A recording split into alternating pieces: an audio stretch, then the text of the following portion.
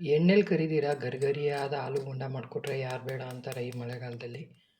ತುಂಬಾ ಅದ್ಭುತವಾಗಿರುತ್ತೆ. ಟೇಸ್ಟ್ ಅಂತೂ ತುಂಬ ರುಚಿಯಾಗಿರುತ್ತೆ ಗರಿಗರಿಯಾಗಿ. ಎಣ್ಣೆಲಿ ಕರಿಯೋದೇನು ಬೇಕಿಲ್ಲ. ನಮಸ್ಕಾರ ಎಲ್ರಿಗೂ. Welcome back to my channel. ಹೇಗೆ ಮಾಡೋದು ಅಂತ ನೋಡ್ಕೊಂಬಿಡೋಣ. ಒಂದು ಪ್ಯಾನಲ್ಲಿ 1 ಕಪ್ ಆಗುವಷ್ಟು ನೀರನ್ನು ಹಾಕ್ಕೊಂಡಿದ್ದೀನಿ.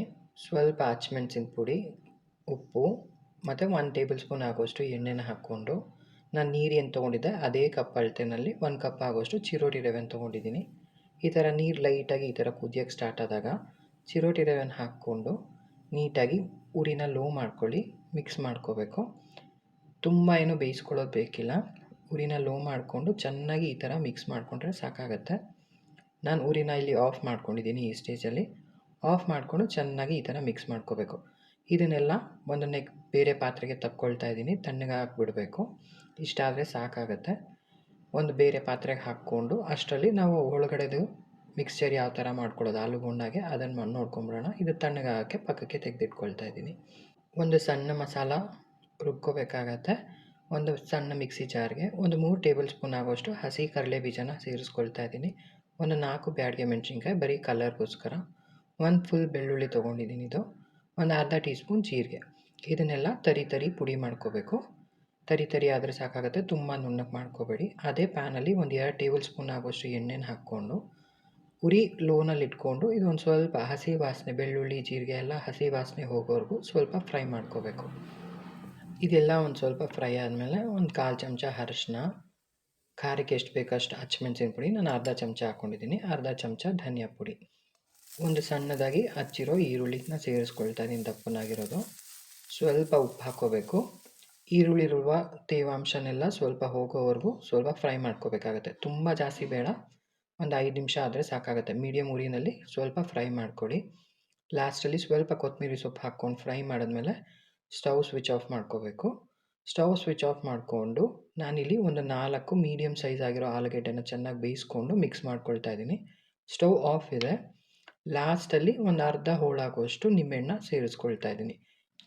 ಇದನ್ನು ತಣ್ಣಗಾಗಕ್ಕೆ ಬಿಟ್ಬಿಡೋಣ. ಅಷ್ಟರಲ್ಲಿ ನಾವು ಮಾಡಿಟ್ಕೊಂಡಿದ್ವಲ್ಲ ರವೆದು ಮಿಕ್ಸ್ಚರು, ಅದು ತಣ್ಣಗಾಗಿದೆ. ಒಂದೇ 1 ಟೇಬಲ್ ಸ್ಪೂನ್ ಎಣ್ಣೆ ಹಾಕ್ಕೊಂಡು ಇದನ್ನು ಚೆನ್ನಾಗಿ ಮಿದ್ಕೋಬೇಕು. ಚೆನ್ನಾಗಿ ಮಿದ್ಕೊಂಡಾಗ ನಮಗೆ ಒಳ್ಳೆ ಪೂರಿ ಹಿಟ್ಟು, ಚಪಾತಿ ಹಿಟ್ಟಿನ ಥರ ಬರುತ್ತೆ. ಒಂದೇ 1 ಟೇಬಲ್ ಸ್ಪೂನ್ ಆಗುವಷ್ಟು ಕಾರ್ನ್ಫ್ಲೋರ್ನ ಹಾಕ್ಕೊಳ್ತಾ ಇದ್ದೀನಿ. ಆವಾಗ ತುಂಬ ಗರಿಗರಿಯಾಗಿ ತುಂಬ ಚೆನ್ನಾಗಿ ಬರುತ್ತೆ. ಇನ್ನೂ ಗರಿಗರಿಯಾಗಿ ಚೆನ್ನಾಗಿರುತ್ತೆ. ಇದೆಲ್ಲ ಚೆನ್ನಾಗಿ ಮಿಕ್ಸ್ಕೊಂಡು ನಾದ್ಕೊಂಡು ಈ ಥರ ಇಟ್ಕೊಂಡ್ರೆ ನೀವೇ ನೋಡ್ಬೋದು ನೀಟಾಗಿ ಒಳ್ಳೆ ಪೂರಿ ಹದಕ್ಕೆ, ಹಿಟ್ಟಿನ ಹದಕ್ಕೆ ಬಂದಿದೆ ಇದು. ಇಷ್ಟಾದರೆ ಸಾಕಾಗತ್ತೆ. ಇದನ್ನು ಪಕ್ಕಕ್ಕೆ ತೆಗೆದಿಟ್ಕೊಳ್ಳೋಣ. ಇದು ತಣ್ಣಗಾಗಿದೆ. ಸ್ವಲ್ಪ ಉಂಡೆ ಮಾಡೋ ಅಷ್ಟು ತಣ್ಣಗಿದೆ ಇದು. ಈ ಥರ ಚಿಕ್ಕ ಚಿಕ್ಕದಾಗಿ ಉಂಡೆ ಮಾಡ್ಕೊಳ್ತಾ ಇದ್ದೀನಿ. ಆಲೂಗುಂಡ ಎಷ್ಟು ಮಾಡ್ಕೊಳ್ತೀವೋ ಆ ಥರ. ಇದನ್ನೆಲ್ಲ ಮಾಡಿಟ್ಕೊಂಡು ಈಗ ನಾವು ಮಿದ್ದಿಟ್ಕೊಂಡಿದ್ವಲ್ಲ ರವೆದು ಮಿಕ್ಸ್ಚರು, ಅದರಲ್ಲಿ ಒಂದು ಸ್ವಲ್ಪ ಉಂಡೆ ಈ ಥರ ತಕ್ಕೊಂಡು ಲಟ್ಸೋದೇನು ಬೇಕಿಲ್ಲ. ನೀಟಾಗಿ ಈ ಥರ ಕೈಯಲ್ಲೇ ಸ್ಪ್ರೆಡ್ ಆಗುತ್ತೆ. ನಾವು ಕಾರ್ನ್ಫ್ಲೋರು ಸ್ವಲ್ಪ ಎಣ್ಣೆ ಹಾಕ್ಕೊಂಡು ಮಿದ್ದಿದ್ವಲ್ಲ, ನಮ್ಗೆ ಯಾವ ಥರ ಬೇಕು, ಎಷ್ಟು ತೆಳ್ಳಕ್ಕೆ ಬೇಕೋ ಆ ಥರ ಈ ಕೈಯಲ್ಲೇ ಶೇಪ್ ಮಾಡ್ಕೋಬೋದು. ನೀಟಾಗಿ ಈ ಥರ ಶೇಪ್ ಮಾಡಿಬಿಟ್ಟು ನಾವು ಮಾಡಿಟ್ಕೊಂಡಿರುವ ಉಂಡೆನ ಅದರಲ್ಲಿ ಇಟ್ಕೊಂಡು ನೀಟಾಗಿ ಕ್ಲೋಸ್ ಮಾಡಿಕೊಂಡ್ರೆ ನೀವು ಯಾವ ಥರ ಶೇಪ್ ಬೇಕೋ ಆ ಥರ ಮಾಡ್ಕೋಬೋದು. ಇದರಲ್ಲಿ ಅಷ್ಟು ಈಸಿಯಾಗಿ ಸ್ಪ್ರೆಡ್ ಆಗುತ್ತೆ. ಎಕ್ಸ್ಟ್ರಾ ಇರೋದನ್ನು ತಕ್ಕೊಂಬಿಡಿ. ತುಂಬ ಹಿಟ್ಟಾದರೂ ಚೆನ್ನಾಗಿರಲ್ಲ. ನೋಡಿ, ಈ ಥರ ಎಕ್ಸ್ಟ್ರಾ ಇರೋದನ್ನ ನಾನು ತಕ್ಕೊಳ್ತಾ ಇದ್ದೀನಿ. ಎಷ್ಟು ಬೇಕಷ್ಟು ನೀಟಾಗಿ ಫಿಲ್ ಮಾಡ್ಕೋಬೋದು. ಈ ಥರ ಎಲ್ಲನೂ ಉಂಡೆನೂ ಮಾಡಿಟ್ಕೋಬೇಕು. ತುಂಬಾ ಸುಲಭ. ಒಂದೇ ಸತಿ ಎಲ್ಲ ಮಾಡಿಟ್ಕೊಂಬಿಟ್ರೆ ಈಸಿಯಾಗಿ ಮಾಡ್ಕೋಬೋದು. ಇಲ್ಲ ಮಾಡ್ತಾನೂ ಸೈಡಲ್ಲಿ ಮಾಡ್ಕೋಬೋದು. ತುಂಬಾ ಸುಲಭನಾಗಿ ಮಾಡ್ಕೋಬೋದು. ಈಗ ಎಲ್ಲನೂ ಈ ಥರ ಮಾಡಿಟ್ಕೊಂಡಿದ್ದೀನಿ. ಈಗ ಇದನ್ನು ಯಾವ ಥರ ಫ್ರೈ ಮಾಡ್ಕೊಳ್ಳೋದು ಅಂತ ನೋಡ್ಕೊಳ್ಳೋಣ. ಅಪ್ಪೆ ಪ್ಯಾನಲ್ಲಿ ನಾನು ಫ್ರೈ ಮಾಡ್ಕೊಳ್ತಾ ಇದ್ದೀನಿ. ಲೈಟಾಗಿ ಸ್ವಲ್ಪ ಎಣ್ಣೆ ಹಾಕ್ಕೊಂಡು ಇದನ್ನು ಫ್ರೈ ಮಾಡ್ಕೊಳ್ತಾ ಇದ್ದೀನಿ. ಓವನ್ ಅಥವಾ ಏರ್ ಫ್ರೈಯರ್ ಇರೋರು ಅದರಲ್ಲಿ ಕೂಡ ಮಾಡ್ಕೋಬೋದು. ತುಂಬಾ ಗರಿಗರಿಯಾಗಿ ಬರುತ್ತೆ. ಆಲೂಗುಂಡಾಗಿನ್ನ ತುಂಬಾ ಗರಿಗರಿಯಾಗಿ ತುಂಬ ಚೆನ್ನಾಗಿರುತ್ತೆ.